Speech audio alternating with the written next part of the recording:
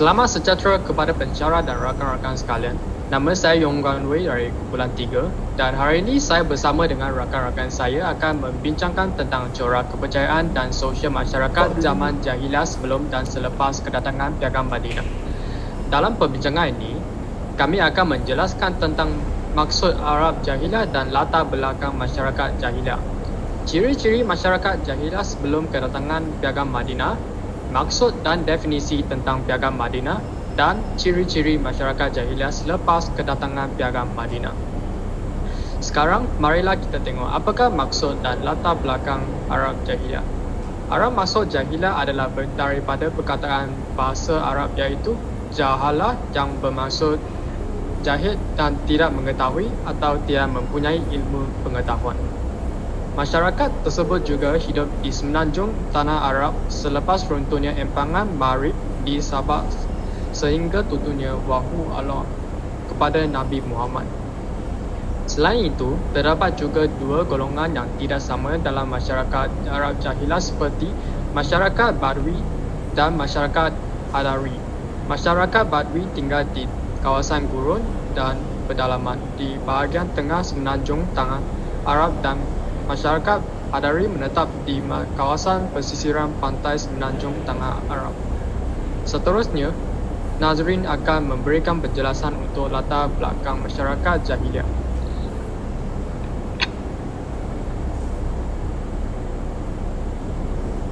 Latar belakang masyarakat Jahiliyah sebelum kedatangan Islam, mereka mempunyai cara hidup yang berbeza daripada segi ekonomi, sosial dan sistem pemerintahan. Tempat tinggal mereka di kawasan semenanjung tanah Arab yang dikelilingi oleh padang pasir Syam yang berada di utara, Laut Arab yang berada di selatan, Teluk Parsi yang berada di timur dan Laut Merah yang berada di barat. Kemudian, latar belakang pertama sekali, kedudukan ibu kota yang strategik membolehkan bidang pertanian dan perdagangan berkembang dengan pesat. Namun pada sekitar tahun 300 Masihi, ekonomi masyarakat Arab merosot dengan keruntuhan empangan Maghrib. Empangan Maghrib tidak dapat dibina semula kerana kehidupan sosial yang lemah di mana zaman ini dikenali zaman Jahiliyah. Mengikut jadual ini, 300 Masihi, peristiwa yang berlaku adalah runtuhnya empangan Maghrib. 570 Masihi, Nabi Muhammad SAW dilahirkan dan pada 610 Masihi, wahyu pertama diturunkan kepada Nabi Muhammad SAW dan tamadun Islam dilahirkan. Kemudian, masyarakat Arab Jahiliyah tidak mewarisi ilmu daripada masyarakat yang sebelumnya. Zaman Jahiliyah ialah zaman kegelapan kerana masyarakat tidak mempunyai Nabi atau Rasul dan kitab suci sebagai petunjuk dalam kehidupan. Mereka juga tidak mengakui keesaan Allah SWT, malah menyembah berhala. Akhlak mereka adalah rendah. Misalnya, mereka bersifat kejam, angkuh dan degil. Selepas kedatangan Islam, masyarakat Arab menolak undang-undang Allah SWT dan nilai Islam dalam kehidupan mereka. Kemudian saya akan lepas kepada Arisha untuk membentangkan. Ciri-ciri masyarakat Jahiliyah sebelum kedatangan Islam. Terdapat dua kepercayaan pada masyarakat Jahiliyah, iaitu terbaik pada kepercayaan agama yang merupakan bentuk-bentuk agama yang diamalkan oleh bangsa Arab dan kepercayaan adat yang lebih merupakan kepercayaan tayu dan tradisi lama yang diwarisi. Kepercayaan adat tidak mempunyai konsep penyembahan, sebaliknya membentuk sebahagian daripada budaya hidup mereka. Agama pertama ialah agama Watani. Agama ini merupakan agama paling dominan ketika zaman masyarakat Jahiliyah. Ia merupakan agama nenek moyang masyarakat Arab. Mereka menyembah berhala yang dibuat daripada batu, kayu, logam dan diletakkan di sekeliling Kaabah. Seterusnya ialah agama Yahudi. Ia disebarkan oleh saudagar-saudagar yang berasal dari Palestin dan ia merupakan Bani Israel. Mereka mempunyai kitab Taurat yang kandungannya diubah oleh Bani Israel. Seterusnya ialah agama Rom. Agama yang disebarkan oleh orang-orang Rom yang menjajah di utara semenanjung tanah Arab. Mereka mempunyai kitab suci Tetapi ajaran yang dibawa oleh Nabi Isa AS telah dipinda berdasarkan kefahaman mereka sendiri. Seterusnya ialah agama Majusi. Agama ini ialah agama yang menyembah api dan matahari, dan ia tidak mempercayai Nabi yang diutus. Selain itu, terdapat juga agama Hanif yang diwahyukan kepada Nabi Ibrahim AS. Ia merupakan golongan yang menentang agama dan kepercayaan yang diamalkan oleh masyarakat jahiliah.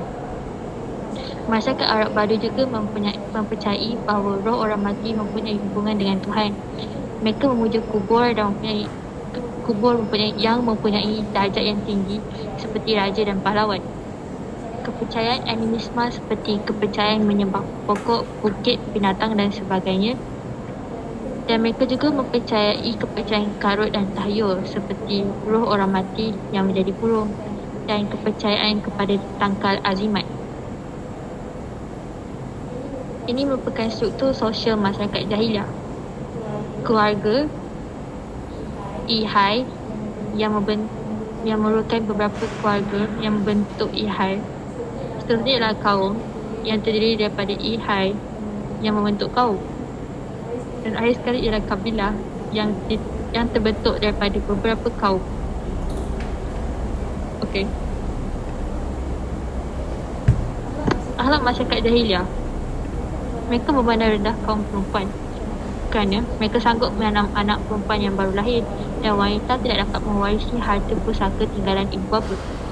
Mereka juga mengamalkan amalan mencuri, merompak dan berjudi, di mana mencuri dan merompak dianggap satu sumber pendapatan, dan seorang lelaki yang minum arak sehingga mabuk menunjukkan mereka telah sempurna sebagai lelaki. Mereka juga mengamalkan poligami, di mana lelaki boleh berkahwin dengan beberapa wanita sekaligus dan siapa sahaja yang disukai. Dan perniagaan yang diamalkan oleh mereka ialah perniagaan yang berasaskan riba dan penindasan, di mana pedagang lebih mementingkan keuntungan dan kekayaan. Itu sahaja daripada saya. Sekian, terima kasih. Seterusnya, kita akan meneruskan dengan maksud dan isi kandungan Piagam Madinah.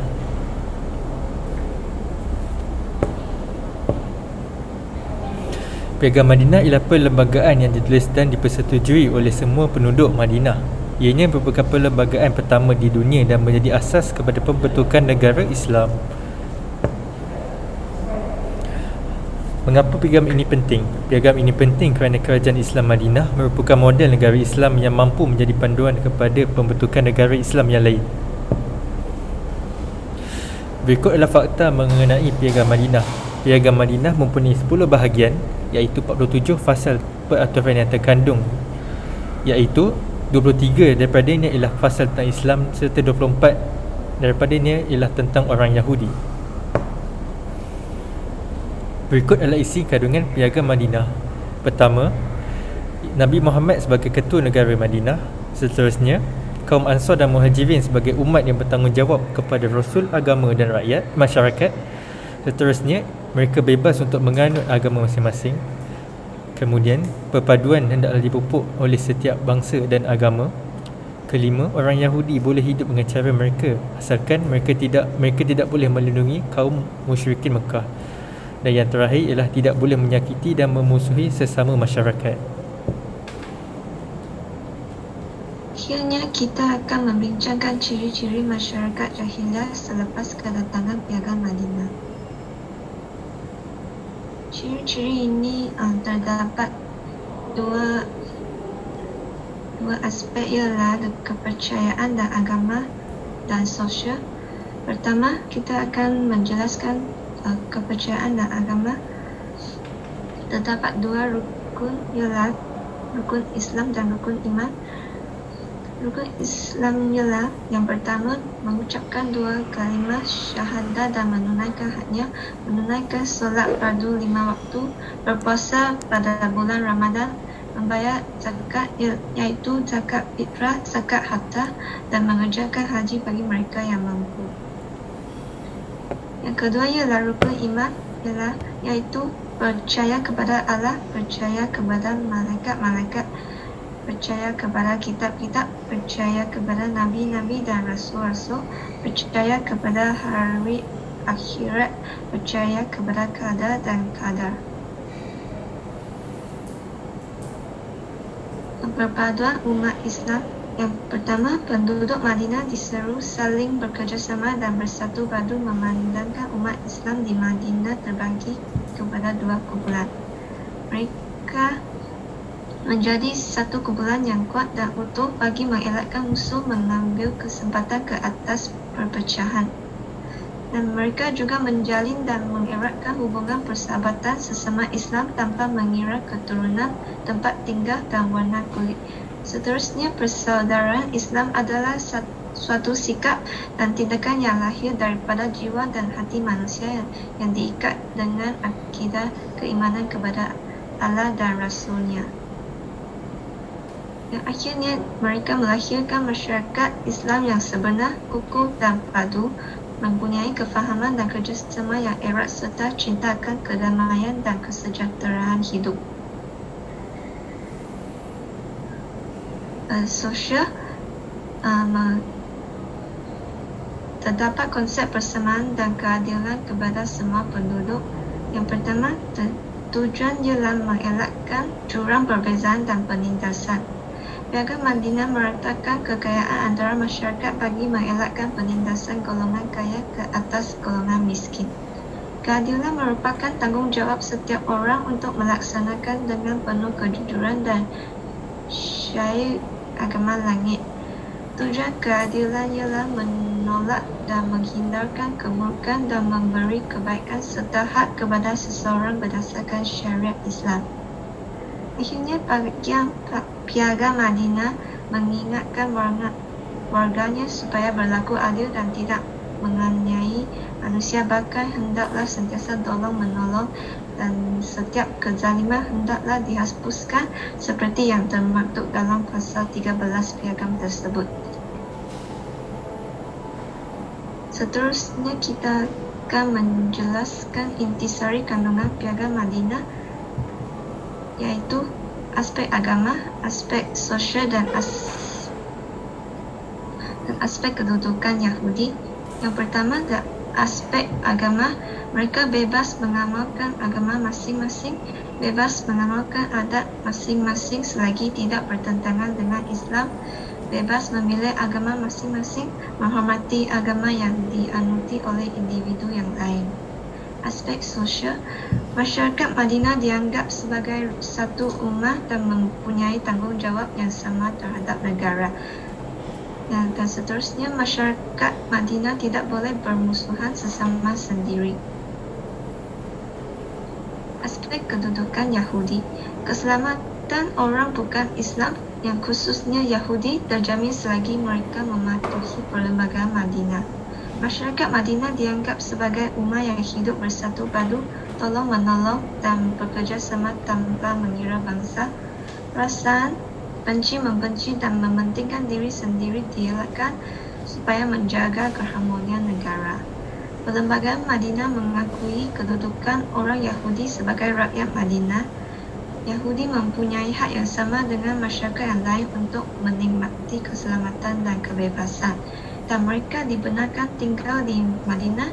Kedudukan mereka terjamin dan selamat selagi mereka mematuhi Piagam Madinah. Sekian, terima kasih.